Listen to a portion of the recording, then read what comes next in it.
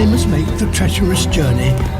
For the first to reach the forest floor, the last few cashew fruit provide some welcome sustenance. But there's not enough to go around. At nearly 40 degrees, the heat is relentless. Could the trees provide the solution?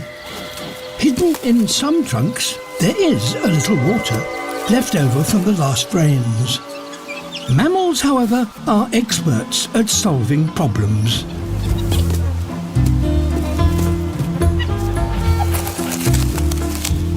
A stick produces a dribble of success. Having watched all the others try, the mother finally gets her turn.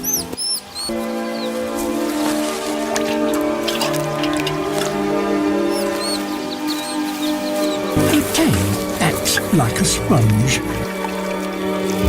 soaking up any water that has collected in the trunk. It's a life-saving lesson, and one the rest of her family quickly learn.